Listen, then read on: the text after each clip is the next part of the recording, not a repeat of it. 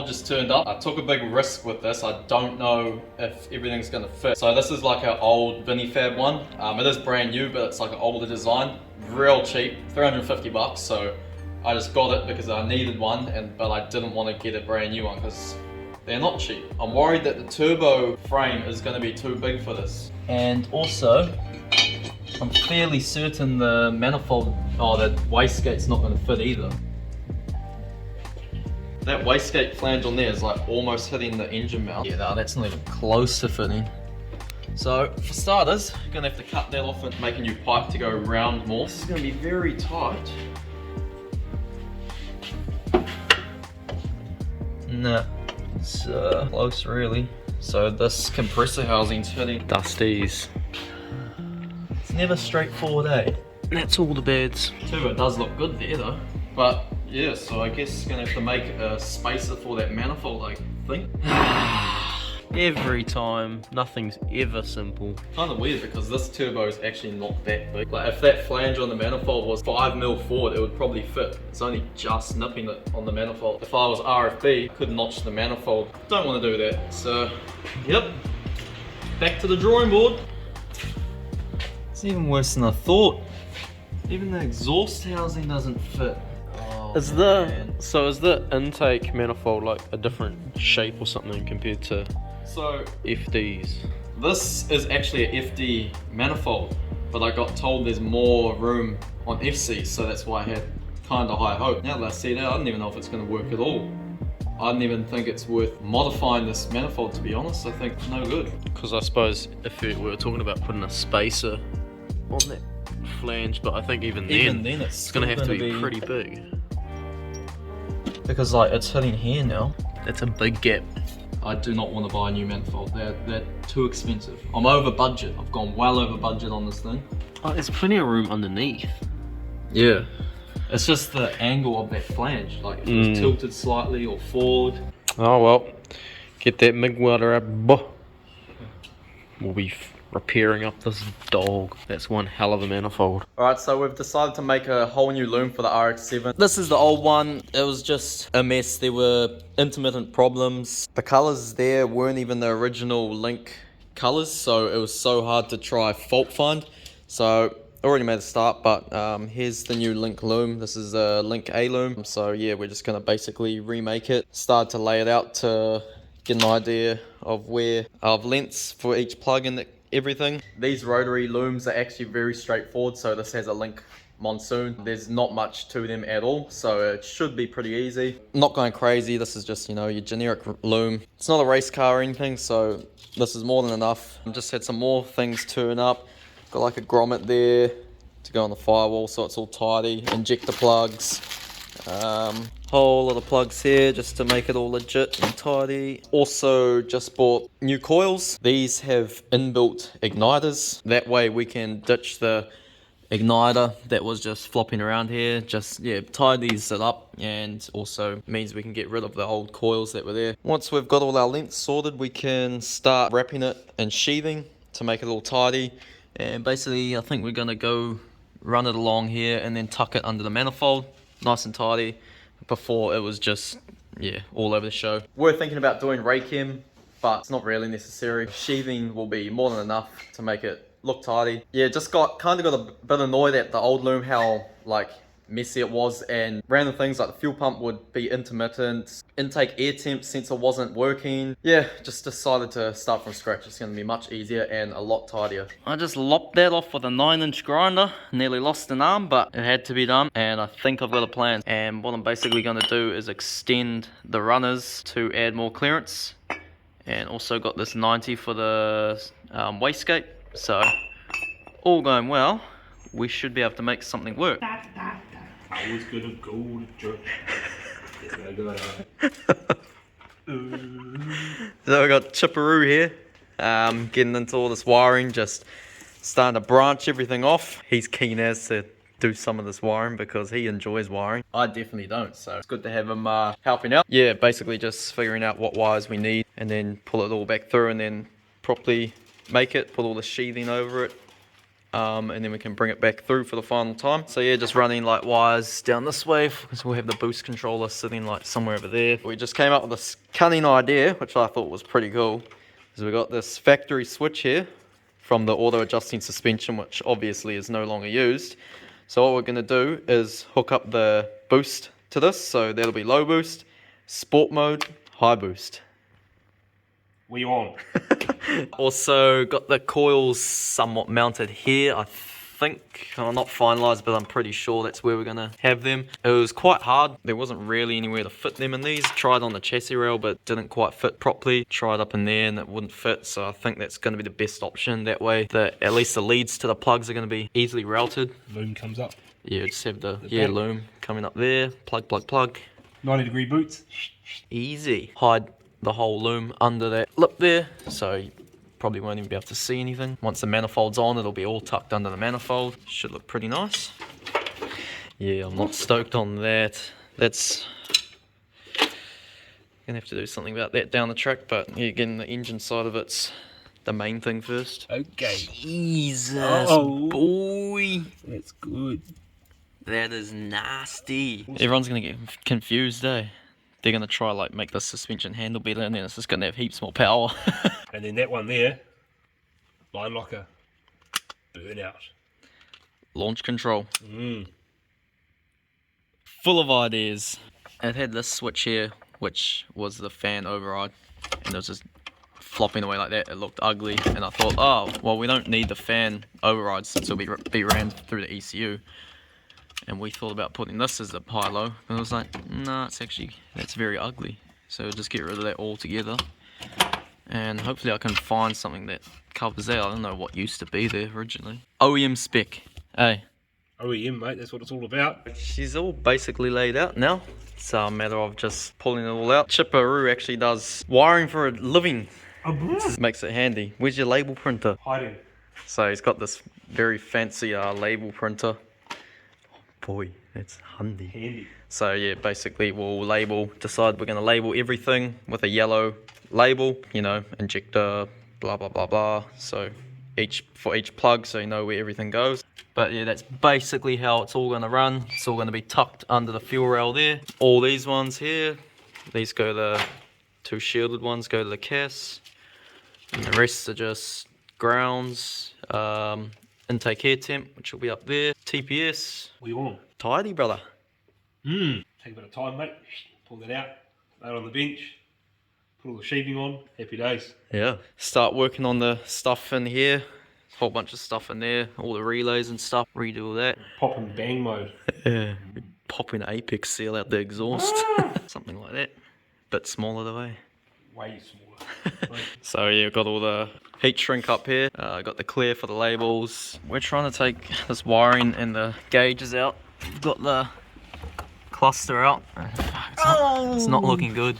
Where? Show. Twist tape. Oh, a bit of solder. Straight to the plugs of the cluster. So where's the factory end of that? I don't even know what that one's for. Is that for...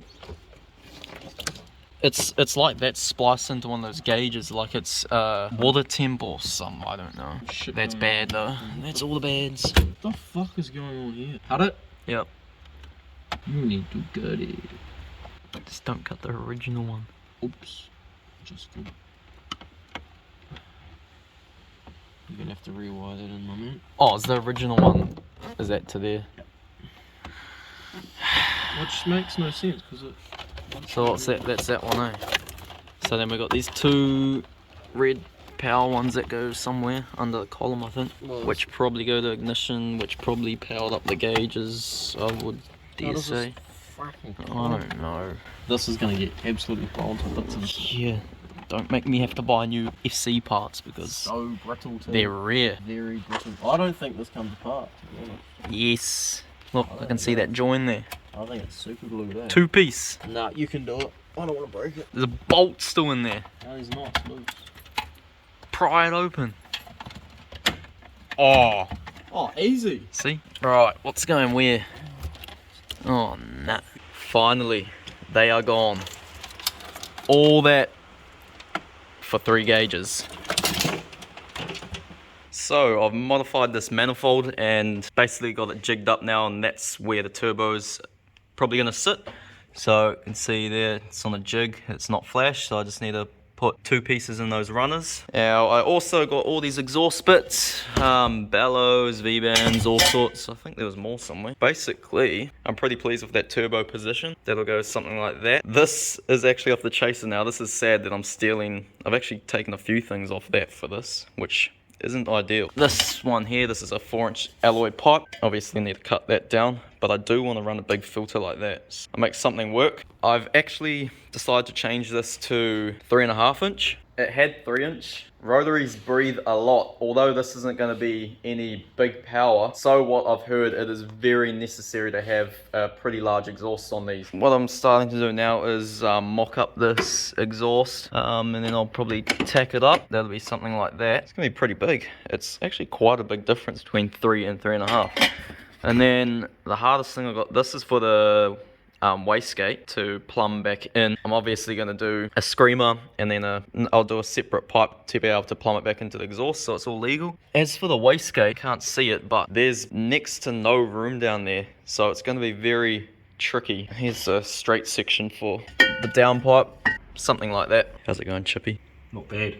So I've left them to do that dumb job while I've been doing this exhaust and other things, so it's been ideal. But I managed to mount the coils here now, super solid, which means the lead is going to be super short as well. I think that's a far better location than here, nice and tucked away. Gotten rid of all this blue stuff, blue vacuum lines in the bin. It's going to look so much better. So yeah, I'll get some new leads, black ones obviously, and we'll be looking schmick. Hold on. Looking good, mate. Manifold's looking schmick. Final pieces for the RX7 just arrived, I hope anyway, well for now. Our good friends at Phoenix have just sent us brand new intercooler and all the couplers and piping. So I'm praying this is going to work for what I've got in mind. So this whole intercooler setup on this thing has been a bit of a nightmare, to be honest, to do it how I want. We're packed full of goodies. Phoenix radiators have been supporting us right from the start of our journey, so appreciate them a lot. Got couplers for Africa, whole lot of piping. See what we got in here. Ooh, got a bunch of goodies. Got bottle openers, stubby holders, new design as well. I think that's another flag as well. Here is the intercooler. Once I get this out, I'll try go over what my plan is exactly. She's a snug fit, very nice. Got a black intercooler here. It's pretty thick. This whole setup is all universal, and I'm gonna try make something work here. The biggest thing is I did not want to drill holes anywhere and have to do a front mount. I was talking about doing the V-mount. To get a V-mount to work properly, it really has to be done properly, otherwise it just gets major heat soak and you have to have like a lot of ducting and everything. Not to mention, it takes a lot of time to do it. It's like heaps of brackets and all sorts. It was just gonna drag on for too long and I don't really have the time, unfortunately. What I thought I was gonna do, that intercooler, I had to get another one that fits up in here between the chassis rails. So basically I'm gonna put it in front of the radiator there. The piping is going to be a big challenge, but what I think I'm going to do is come off the turbo and run it in this gap here on either side. It's going to be very, very tight, as well as over here. I don't know where I'm going to route it. I think I was going to go down and then through this gap here, but by the time the leads and the coils there, that might become a bit of a challenge. And also got the oil cooler lines, so I'm really praying this is going to work. Otherwise, I don't really know how to do it. Intercooler key tag, that's sick. So I guess I pop that up in here and see if it's actually gonna fit in this gap. I tried to do rough measurements, think it's gonna work, and I'm also hoping that intercooler is actually big enough for this setup and, you know, can flow enough. Old intercooler here did not fit, it was too wide. So the new one is quite a bit taller, but obviously narrower, so slide on under here and see if this works. Oh, she's looking good. She is looking good. I think that fitment is almost, oh, it is. That is bang on. I nailed that. Stoked. So now I need to make some brackets and stuff and try route the piping. Wow, what a relief. Technically, the RX7 is done and quite a lot's changed since the last time I recorded because, to be honest, I just got over it and I just wanted to get it done. I'll go over what's changed. It turned out pretty good. Intercooler is mounted there, tucked up nicely. That was so finicky to do. This intercooler piping and stuff was So tight, like you check the gap there is next to nothing. I think it's even tighter on this side. air filter and stuff there. I'll take that off. Looks quite nice. Had to weld the elbow onto the turbo and then run this piping down here. Look how tight it all is. I'm just stoked the piping's quite short. Wasn't exactly how I wanted to do it, but it's a lot better than it was. And yeah, it's a lot better than running the piping through here and cutting holes and everything. So yeah, excuse all this wiring here. It was all tidied up and basically all finished, and then I had to rip the whole loom apart because the pop-ups and just stupid stuff like that stopped working. Honestly, these old cars and their wiring are such a nightmare. I'm so over it. Everything's all sweet, you think you're done, and then something else will just randomly fail. What else is there? Oh, so got all the exhaust done. I actually ended up putting this heat shield on because, man, these things just get so hot. And I was quite stoked with how the screamer pipe and everything turned out. I might actually jack it up and show you that. Got rid of all the blue and red lines, besides that and that, which still might do. Remounted the oil cooler here. Made new lines for that, you can't exactly see it. Redone all those to black. Made all the turbo drain and everything. Got the loom all done, so that runs along here, goes down there, and then tucks under the manifold. Yeah, done a few extra earth straps. Coils all nicely mounted there with NGK leads. That came out pretty tidy as well. So yeah, I gotta rewrap all this loom again. Also, James made the swirl pot because it had some ugly thing on there before. So yeah, there's the basically finished engine bay. It's not too bad, could be better, but it's come a long way. It was pretty ugly before. All right, got the front up, see if I can fit underneath here. Better view at all this intercooler and whatnot. Not much room for error at all. That pipe there had to be at the perfect angle. Screamer pipe there, blanking plate there, and to plumb it back in, all I have to do is turn this and put it there and take the blanking plate off, instead of having a whole separate piece that needs to go here, there, and everywhere. It's so simple. It's basically like a 5-minute job to plumb it back in. Not a lot of room under here, but downpipe, bellow. There's the oil cooler and the lines routed pretty nicely, pretty tucked away. Don't worry, I'm gonna be wrapping all that. Look at the clearance.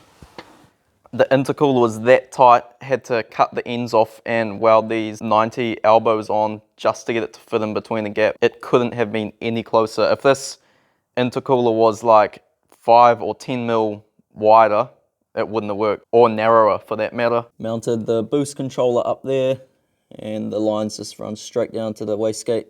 The line just comes through the manifold to here, and then onto the turbo. Keen to see what the dose is like now.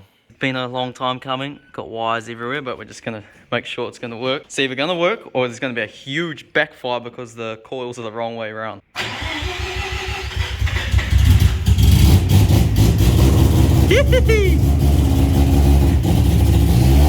So yeah, thank goodness it's done, because honestly I was starting to get over it. Turned into a bit of a nightmare, to be honest. Super keen to see how this thing sounds now. Now all that's left is tune, and then we can finally drive the bloody thing. So stay tuned for the upcoming videos.